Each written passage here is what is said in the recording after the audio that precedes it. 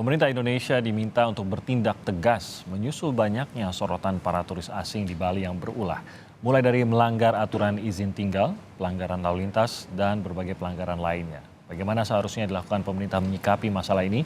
Kita akan bahas pagi hari ini dengan sejumlah narasumber melalui daring. Di antaranya ada Ketua Ikatan Cendekiawan Pariwisata Indonesia, Pak Azril Azhari, dan juga ada Wakil Ketua Perhimpunan Rental Motor Gede, motor di Bali maksud kami, IGD Mahatma Jaya atau Pak Maha yang sudah bergabung juga bersama kami. Selamat pagi Pak Maha, selamat pagi Pak Azril. Selamat pagi, salam sehat, tetap semangat. Salam sehat, terima kasih banyak sudah bergabung bersama kami. Saya ingin langsung ke warga di Bali dulu nih Pak Maha. Saya ingin tahu Ya.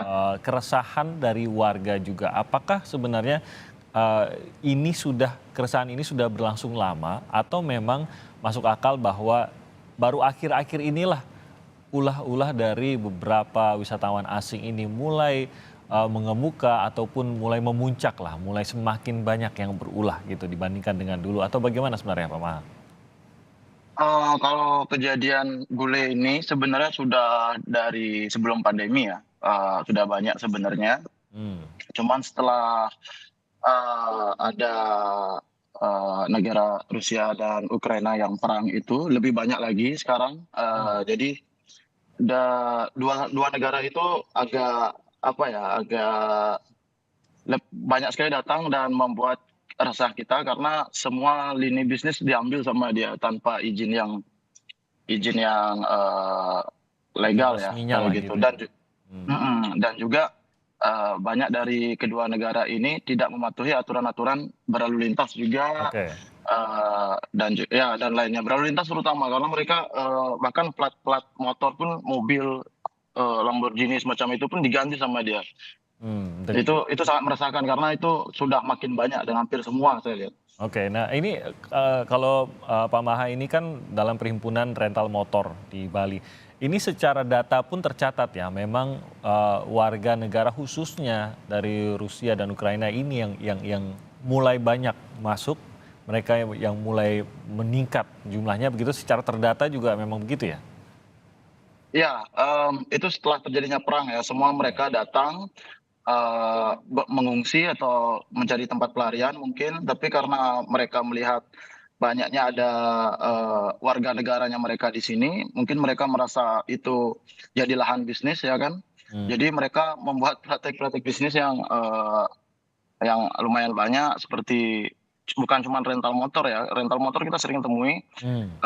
money changer online, bahkan kemarin ada yang jual roti bawa motor juga, itu sudah mirip Jual lokal roti sekali berarti. naik motor gitu.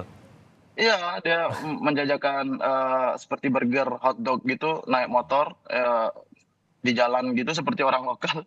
Jadi itu menurut saya sudah apa ya, sudah lewat batas sih mereka ini.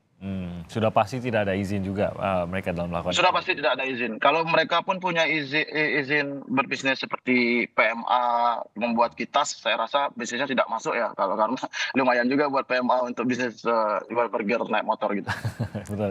Izin hanya untuk jual burger naik motor. Iya, ya, tidak mungkin Iya, rasanya begitu. Saya ke Pak ya Azril. mungkin.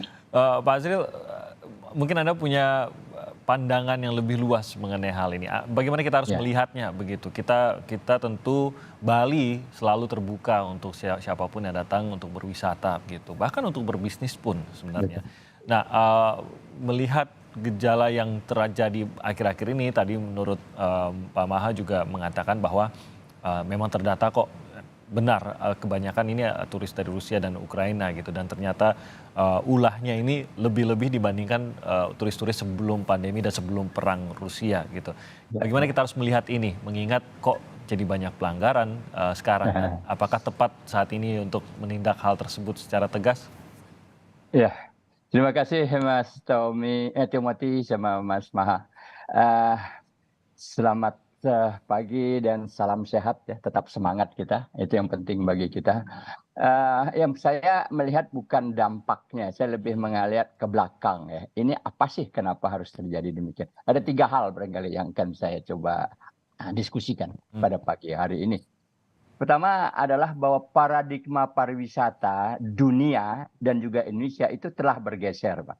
oke. Termasuk perilaku wisatawannya, itu juga sudah bergeser. Dulu kala itu terjadilah mass tourism atau quantity tourism itu 1980 ke belakang. Oke.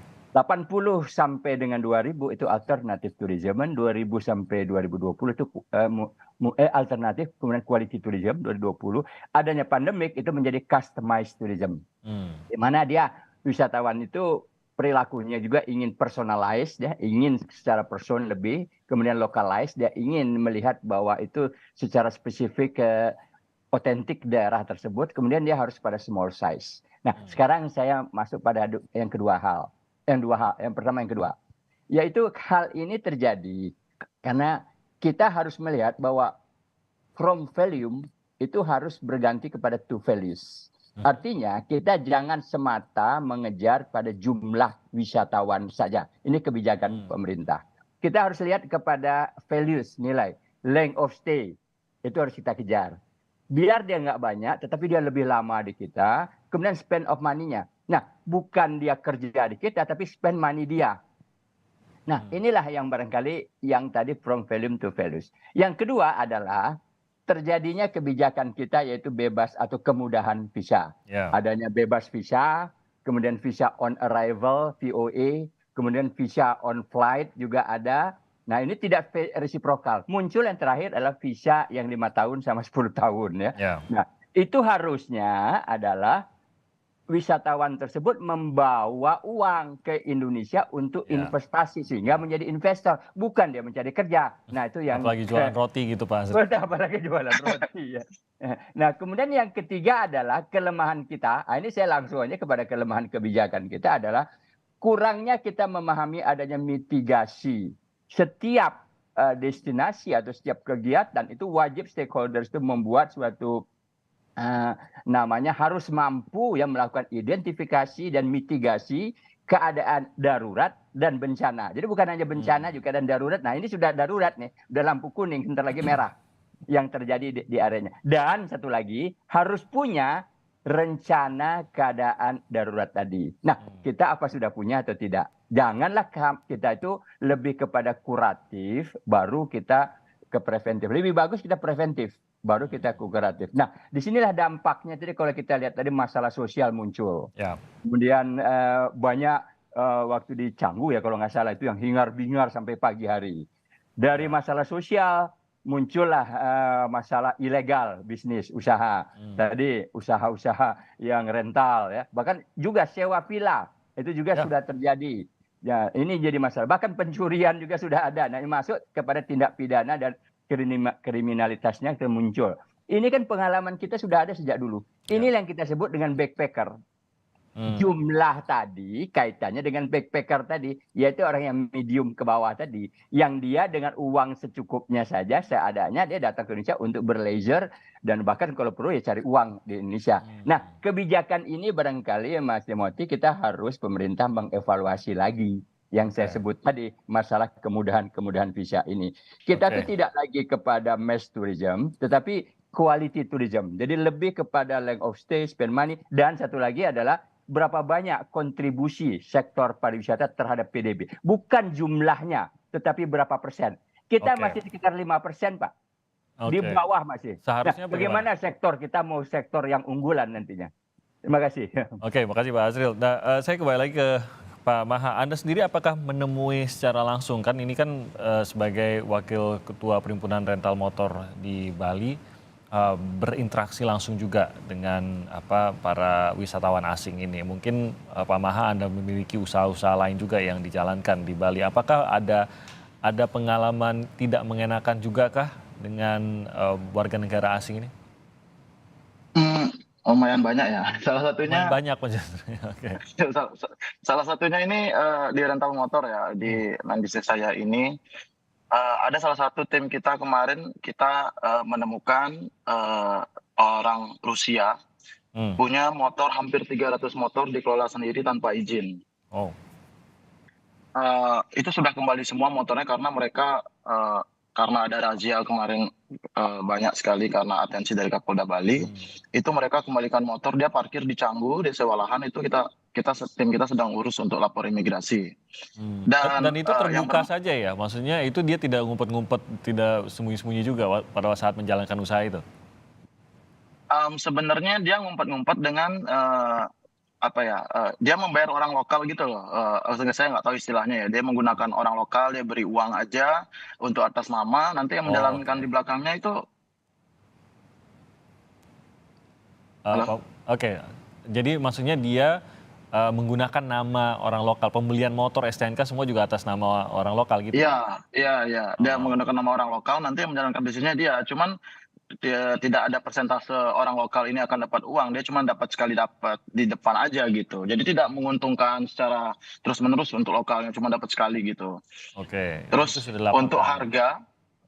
untuk harga yang dibuat oleh bule-bule ini cukup merusak harga ya, karena Lebih saya nggak rendah. ngerti, mungkin dia main kuantiti biar cepet gitu kan, hitung-hitungannya saya kurang paham. Jadi harusnya yang berkunjung ke Bali itu mampu membayar yang PRM buat, perhimpunan rental motor, standar harganya buat. Cuman mereka jual di bawah itu, mungkin karena biar cepat laku gitu juga. Itu salah satunya, karena mereka sembunyi-sembunyi kan.